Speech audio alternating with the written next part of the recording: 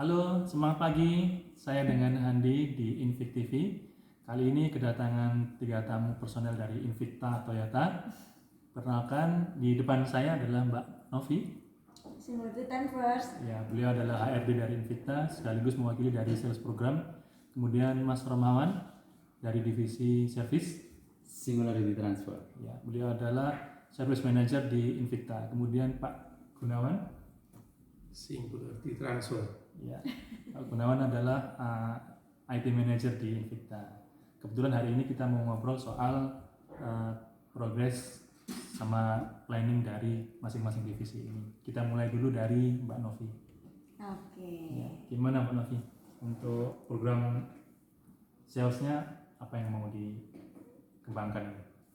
Jadi program sales ini itu akan kita kembangkan berdasarkan dari program atau standarisasi dari Toyota Astra Motor, yaitu Outlet Classification namanya ya. Nah, apa sih Outlet Classification ini? Itu adalah semacam penilaian. Penilaian itu bintang-bintang yang diberikan kepada semua dealer ya dari prinsipal. Nah, bintang-bintang inilah yang akan kita usahakan untuk mencapainya. Seperti itu. Nah, bintang ini ada 4 ya.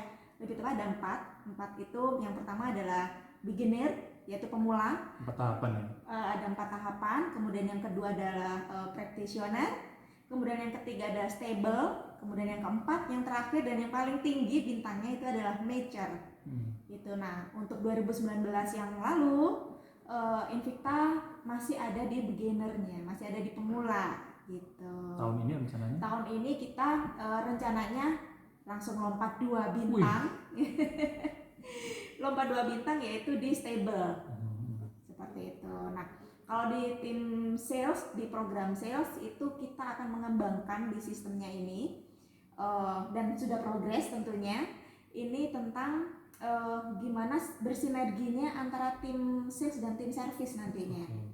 Seperti itu. Jadi kalau yang di tim sales ini lebih ke komunikasinya kepada pelanggan, lebih in touch lagi, lebih intim lagi kepada pelanggan. Jadi pelanggan ini nggak susah-susah juga gitu ya dengan pelayanan yang lain. Jadi habis beli mobil nggak dilepas begitu aja, tapi tetap ada retentionnya. Nah, contoh nih habis beli mobil, servisnya kemana? Bingung kan? Nah, ini dia lebih intim lagi sama salesnya. Aku mau servis nih gitu kan. Nah, di sistem itu nanti tim sales akan bisa langsung membookingkan unit yang akan dilakukan servis pelanggannya. Kayak gitu. Jadi itu yang programnya. Terus begitu juga dengan sebaliknya. Jadi di tim servis pun nantinya akan berkontribusi juga untuk penjualan. Gitu. Jadi ini yang nantinya akan segera di launching ya. Kemudian yang kedua, dari penjualan-penjualan yang kita dapatkan setiap bulannya itu akan ada yang namanya mapping area. Jadi contohnya per kecamatan mana gitu ya, itu dia bisa jualannya sampai berapa unit, tipe unitnya apa, dan ini akan bisa dijadikan evaluasi setiap bulannya oleh tim sales. Growth-nya di mana nih? Nah, kekuatannya di mana nih? Nah, kita harus ngapain nih di kecamatan itu gitu. Jadi dari situ program salesnya lebih ke sistemnya nanti seperti itu. Jadi bisa fokus per daerah gitu ya? Yes. Oke. Terus dengan Pak Romawan gimana untuk sinergi antara divisi service dan sales ini? Yang terjadi selama ini sudah bagus ya, tapi belum tersistem itu aja. Sekarang kita masih manualan atau sistem yang kita menggunakan Excelan saja atau say hello by WFH antara sales dan tim after sales. Nah, kedepannya kita maunya by system, terintegrasi sistem, jadi semua satu jaringan, semua saling mengetahui lewat mapping area dan lain-lain.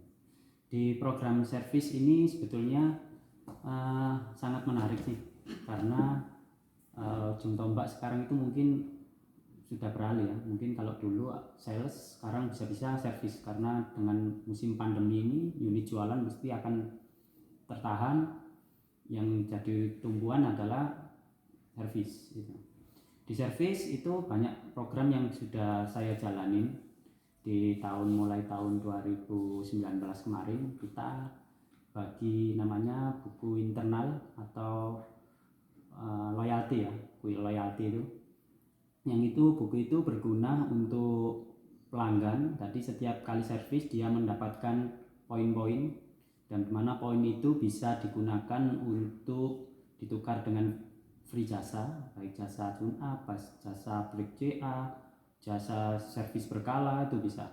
Bahkan ketika overhaul atau jasa yang besar-besar itu mendapatkan poin yang besar dan sangat menarik lah. Jadi poin itu juga bisa digunakan andai kata tidak digunakan oleh si pemilik dan si pemilik itu mau mengganti unit yang baru, poin itu bisa dilempar lagi ke pemilik berikutnya. Jadi pemilik berikutnya itu sudah mendapatkan benefit yang bisa dirasakan oleh bisa didapatkan oleh pemilik sebelumnya, seperti itu. Di mobil itu. Di mobil itu. Oh, oke. Jadi seakan-akan andai kata itu ada free service yang didapat oleh pemilik sebelumnya, Belum belum terpakai, si pemilik sebelumnya itu sudah bisa menjual mobilnya sekalian gratis servisnya. Oh. Jadi memudahkan proses repurchase ke orang, hasil jual mobil itu enak dan servisnya juga terjamin di dealer, seperti itu. Terus si pemilik atau pemilik kedua itu juga nggak semata-mata ketika dia masuk, kan kita anggap new customer tuh. Jadi recycle database itu selalu aktif, selalu bagus. Jadi si pemilik kedua atau second buyer-nya itu ketika masuk ke tempat kami dan dia langsung mendapatkan poin ya sebesar 50%. Potongan diskon untuk servis berikutnya, seperti itu. Dan itu coba kami terapkan mulai tahun 2019 dan itu dirasakan sangat mendukung di saat penjualan menurun, tapi aktivitas servis itu tetap berjalan seperti itu. Oke. Nah, itu yang sudah dilakukan dari divisinya Pak Ormawan di 2019. Ya. Nah, kaitannya dengan OC tadi, outlet classification yang dengan sinergi dengan sales itu gimana Pak Ormawan? Nah, untuk sinergi dengan sales yang seperti saya omongin di awal tadi, kita nanti ada pengembangan sistem di mana sales dan itu bisa membuat apa? Kalau dulu mungkin poinnya antara pelanggan dan kita ya. Nanti kedepannya itu poinnya itu kita dengan sales juga ada, service dengan sales itu juga ada poinnya. Di mana Poin dalam hal ini apa? poin misal andai kata si sales A nih berkontribusi mendatangkan unit jualnya untuk masuk ke bengkel. Tapi dia kan si sales itu kan pasti harus ada benefitnya juga supaya untuk mengenangi itu ada poinnya. Poinnya kalau mungkin bisa berupa oli yang juga diberikan ke sales. Nanti si sales itu bisa bebas menggunakan untuk diberikan ke customernya atau pakai sendiri seperti itu. Nanti itu poin masih perusahaan ya, kita manajemen masih godok tuh gimana pola poin yang digunakan untuk sales. Kalau ke customer kan sudah jalan tuh, kalau ke salesnya nanti masih kita olah. Ya baiknya sih saling menguntungkan antara servis, ketika servis juga mendapat data jual yang diberikan ke sales, nanti si petugas servis pasti akan mendapatkan poin juga, benefit. Nah itu benefitnya itu ada yang berupa reward sih, semacam seperti itu. Jadi poin-poin ini bisa encourage salesman buat lebih intensif menghubungi customer ya, dengan menghubungkan ke divisi service. Begitu juga sebaliknya. Nah, integrasi ini gimana Pak Gunawan? Ya baik Pak. Untuk integrasinya ini kan memang saya nggak bisa terlalu banyak sampaikan di saat ini ya, karena masih proses develop. Tapi sebagai gambaran saja sih nanti ada timbal balik antara divisi sales dengan divisi service. Ya contohnya tadi sudah sales, sekali lagi ya dari sales ke service itu berupa booking ya. Jadi dari teman-teman sales ini bisa menjembatani dari customer-customernya mau booking bisa nanti entry ya kan, setelah itu akan diterima oleh pihak service untuk dilanjutkan ke proses berikutnya. Yang dari service sama apa itu prospek, apabila nanti lagi melakukan service segala macam, nah itu nanti bisa juga menginformasikan kepada teman-teman yang ada di divisi sales, ini loh ada prospek, nama orangnya, telepon dan sebagainya, agar bisa segera ditindaklanjuti. Ya, untuk masalah yang outlet OC tadi yang masalah bintang-bintang itu juga ada beberapa yang lagi kita develop juga, masalah dengan website, ya kemudian nanti yang mapping tadi, dan juga yang lagi saya siapkan ini aplikasi. Ya, kita sudah kenal yang namanya aplikasi Go Invicta versi pertama, yaitu khusus untuk divisi sales. Jadi kalau customer bingung mau informasi masalah mobil, mau beli, tinggal pencet satu tombol, ya otomatis nanti akan nge-link ke sales Invicta Toyota. Nah, nanti dari sales itu akan otomatis menelpon kembali, itu yang sudah jalan. Nah ini kita akan kembangkan, ya kan, untuk bisa menampung ide dari divisi sales dan service dengan versi 2, yaitu adanya Go Service yang akan dimasukkan dalam seri 1 menjadi di Go Invicta.